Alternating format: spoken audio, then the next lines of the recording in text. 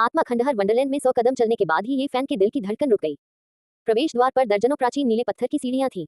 वह जगह असाधारण थी, लेकिन ये फैन नहीं रुका, नहीं उसने उसे रुकने दिया। उसके सामने एक खूबसूरत पर्वत शिखर था जिसमें एक दमदार आध्यात्मिक ऊर्जा थी। दूर से देखने पर 1000 मीटर लंबा झरना एक ऊंचे पहाड़ से नीचे गिर रहा था। सफेद झरना एक उल्टी आकाशगंगा की तरह था और गड़गड़ाहट की आवाज 10,000 सर पर दौड़ते घोड़ों की तरह थी।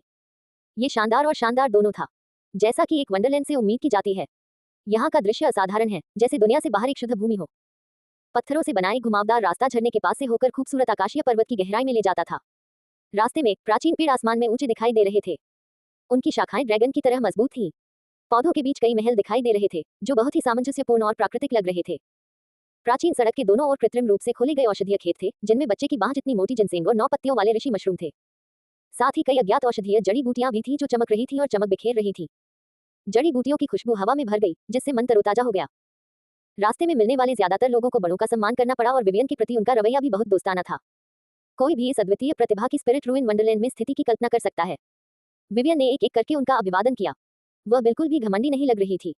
इस शांतिपूर्ण स्वर्ग में वह एक परी की तरह सुंदर और अलौकिक थी। अंत में वह एक हल्की हवा की तरह चली गई और सुरम्य स्वर्ग की गहराई में गायब हो गई। ये फैन और पैनबो को एक छोटे से पहाड़ पर ले जाया गया।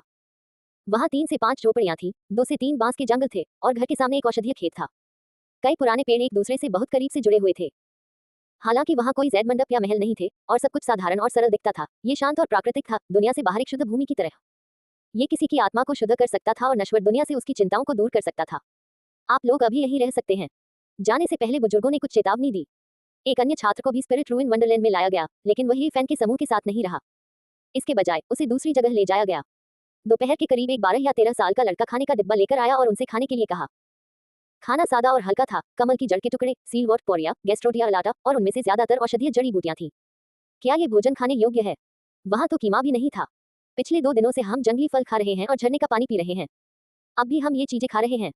हमारे मुंह में इतनी बेस्वाद गंध आ रही है कि पहाड़ के झरने का पानी लगभग बह रहा है।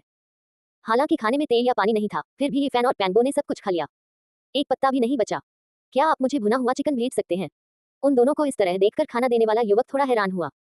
उसने कहा, नहीं, नहीं, जन्नत में यह नहीं मिलता। अगर तुम दोनों का पेट अभी भरा नहीं है, तो मैं और खाना भेज सकता हूँ। मांस कैसे नहीं होगा? क्या वहाँ बहुत सारे लाल मुकुट वाले सारस और सफेद हिरन नहीं हैं? कई अज्ञात दुर्लभ पक्षी और विदेशी जानवर भी हैं। क्या 1 या 2 को भूनना पर्याप्त नहीं होगा? मुझे लगता है कि वे लाल मुकुट वाले सारस पहले से ही काफी मोटे हैं। खाना पहुंचाने वाला युवक तुरंत भाग गया, मानो उसका सामना किसी सांप के भूत से हो गया हो। उसे डर था कि वह उन दोनों से बच नहीं पाएगा। ऐसा लगता है कि अमर संप्रदाय में प्रवेश करके साधना करना कोई खुशी की बात नहीं है। आजकल बहुत मुश्किल है। हम मांस भी नहीं खा सकते। हम भविष्य में कैसे जिएंगे? पैंगबो ने शिकायत की। ये फैन भी बहुत भूखा था। उस समय वह एक भुना हुआ चिकन लेना चाहता था, एक सुअर का कंधा फाड़ना चाहता था और अपने दिल की इच्छा के अनुसार शराब का एक जग पीना चाहता था। अगले 1 दर्जन दिनों तक बूढ़े लोग दिखाई नहीं दिए। इसके बजाय खाना पहुंचाने वाला युवक धीरे धीरे उन दोनों से परिचित हो गया। बातचीत करते करते ये फैन और पैंगबो धीरे धीरे प्राचीन चीनी भाषा के अभ्यस्त हो गए। युवक उनसे बहुत ईर्ष्या करता था। ऐसा कहा जाता था कि जो शिष्य अभी अभी संप्रदाय में शामिल हुए हैं, उनके पास अपना स्वतंत्र निवास नहीं होगा। वे केवल तभी गुफा निवास खोल पाएंगे जब उनकी साधना एक निश्चित स्तर पर पहुंच जाएगी। 3 से 5 फूस की झोपड़ियां, क्या इसे अपना गुफा निवास माना जाएगा? ये फैन और पैंगबो ने वह कपड़े पहन लिए जो युवक लाया था। अपने छोटे बालों के अलावा वे स्पिरिट रूइन पैराडाइज के लोगों से अलग नहीं थे। आप इसे इस तरह नहीं कह सकते। इस छोटे से पहाड़ के आसपास की हर चीज आप दोनों की है। अगर आप में क्षमता है, तो आप स्वाभाविक रूप से एक गुफा खोल सकते हैं। चूंकि यह छोटा पहाड़ हमारा है, इसलिए किसी को परवाह नहीं होगी कि हम एक हिरन को मार दें या 2 सारसों को भून दें, है ना? उनकी बातें सुनकर युवक की हिम्मत नहीं हुई कि वह कुछ कहे। उसे लगा कि वे दोनों बहुत ही दुस्साहसी हैं। उनके सोचने का तरीका आम लोगों से बिल्कुल अलग है। डरो मत, हम लापरवाही से काम नहीं करेंगे। अब आप ही बताइए कि यह तथाकथित खेती क्या है? ये कुछ ऐसा था जिसके बारे में ये फैन और पैंगबो बहुत चिंतित थे। वे इसे बिल्कुल भी नहीं समझ पाए। उन्होंने कड़वाहट के सागर, दिव्य पुल और परमिता दायरे के बारे में सिर्फ कुछ बार सुना था, लेकिन उन्हें नहीं पता था कि यह क्या है। युवक ने अपना सिर हिलाया और कुछ नहीं बोला। उसने कुछ समय पहले ही आत्मा के खंडहर स्वर्ग में प्रवेश किया था और वास्तव में अमरता के मार्ग पर नहीं चला था। लगता है तुम लोग थोड़े अधीर हो। इस समय सफेद बालों और सुर्ख रंगत वाला एक बूढ़ा आदमी छोटे पहाड़ के सामने दिखाई दिया। उसकी आस्तीन हवा में लहरा रही थी और उसके पैर जमीन को नहीं छू रहे थे। वह फूस की झोपड़ी के सामने ऐसे पहुंचा जैसे वह हवा पर सवार हो। उसने उस युवक की ओर सिर हिलाया जो उसे प्रणाम कर रहा था और कहा, तुम जा सकते हो। तुम हो? ये फैन और पैंगबो बर्फ जैसे सफेद बालों वाले इस लाल बूढ़े आदमी को पहचान नहीं पाए। वह किसी दूसरी दुनिया के अमर बूढ़े की तरह लग रहा था। मैं स्पिरिट रूइन पैराडाइज का एक एल्डर हूँ। मेरा नाम वू किंगफिग है। मैं पिछले 3 सालों से सभी शिष्यों को शिक्षा दे रहा हूँ। नमस्कार, बूढ़े आदमी। इतना विनम्र होने की कोई जरूरत नहीं है। बूढ़े आदमी, क्या आप पहले हमारे खाने में सुधार कर सकते हैं? अगर ऐसा ही चलता रहा तो हम खेती करने से पहले ही अमर हो जाएंगे। ये खाना बहुत ही बेस्वाद है। एक टिड्डे को देखकर भी हमारे मुंह में पानी आ जाता है। पैंगो ने बार बार शिकायत की। वो किनफेंग की अभिव्यक्ति गंभीर थी जब उन्होंने कहा, दुनिया लालच से भरी हुई है। जब आप पहली बार धन्य स्वर्ग में प्रवेश करते हैं तो पहली चीज जो आपको करनी है वह है अपने वैभव को खत्म करना और अपने दिमाग को साफ करना। यदि आप अपनी भूख से भी छुटकारा नहीं पा सकते हैं तो मुझे डर है कि आपके लिए साधना के मार्ग पर विभिन्न प्रलोभनों पर काबू पाना बहुत मुश्किल होगा। ये सुनकर पैंगो को समझ नहीं आया कि क्या कहे। जहां तक ये फैन का सवाल है, चूंकि वह अभी तक धन्य स्वर्ग में शामिल नहीं हुआ था, इसलिए उसके लिए कोई भी अनुरोध करना और भी अनुचित था। ये फैन और पैंगो के पास कई सवाल थे, लेकिन ये फैन पूछने की अच्छी स्थिति में नहीं था, जबकि पैंगो पहले से ही स्पिरिट रूइन पैराडाइज का शिष्य था। बूढ़े व्यक्ति ने वुकिंग फैन को बैठने के लिए कहा। वह झोपड़ी के सामने एक लकड़ी के स्टूल पर बैठ गया और तरह तरह के सवाल पूछने लगा। उन्हें तथाकथित खेती के बारे में कुछ भी नहीं पता था। क्या आपको लगता है कि आकाश साफ है?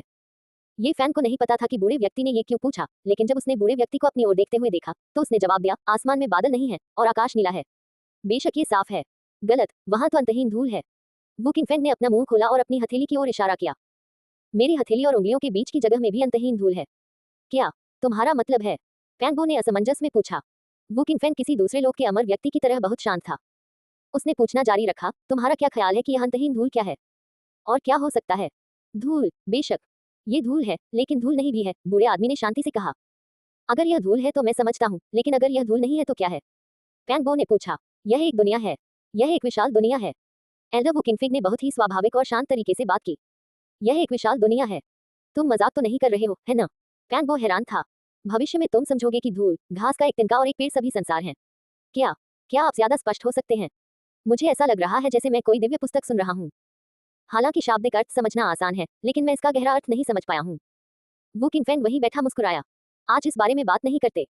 मैं जो कहना चाहता हूँ वह ये है कि दुनिया में धूल के अनंत कण हैं और प्रत्येक कण एक दुनिया है। इसी तरह हमारे शरीर भी एक जैसे हैं। हम कुछ भी नहीं देख सकते, लेकिन उनमें अनंत दरवाजे हैं, ठीक वैसे ही जैसे दुनिया में धूल के कण हैं। इस छोटे से दिखने वाले शरीर में अनगिनत दरवाजे हैं। इन दरवाजों को लगातार खोलना और अपने सच्चे स्वप्न की खोज करना ही साधना है। जब बुजुर्ग वुकिंग फैंग ने उनके चेहरों पर सदमे को देखा तो वह एक पुराने कुएं की तरह शांत हो गए। उन्होंने पूछा, अब क्या आप समझ गए हैं कि साधना क्या है? मुझे लगता है मैं थोड़ा थोड़ा समझ गया हूँ। ठीक है, भविष्य में तुम इसे धीरे धीरे समझ जाओगे। अब मैं तुम्हें कड़वाहट के सागर के बारे में बताऊंगा। दुनिया में अनगिनत तकनीकें हैं, लेकिन वे सभी अमरता के मार्ग की शुरुआत करती हैं। बड़े, इस बार आपको अधिक विस्तृत होना होगा। भले ही वे वास्तव में साधना के मार्ग पर नहीं चल पाए थे, फिर भी फैन और पैंगो दोनों समझ गए थे कि प्रारंभिक अवधारणा सबसे महत्वपूर्ण थी। दुनिया में हर चीज उम्र के साथ बढ़ती है। कुछ लोग दुनिया में हमेशा के लिए जीवित रह सकते हैं और कुछ सुबह ही मर जाएंगे और पलक झपकते ही उनका जीवन जल्दी से बीत जाएगा। बड़े भाई, आप जो कह रहे हैं वह बहुत गंभीर है। आप हमें क्या बताने की कोशिश कर रहे हैं? बूढ़े आदमी ने उसे बीच में बोलने के लिए दोषी नहीं ठहराया।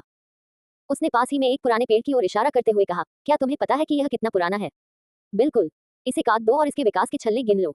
ये सही है। समय निर्दयी है और यह हर चीज पर अपनी छाप छोड़ता है। पेड़ों में वृद्धि वलय होते हैं और हमारे शरीर में जीवन वलय होते हैं।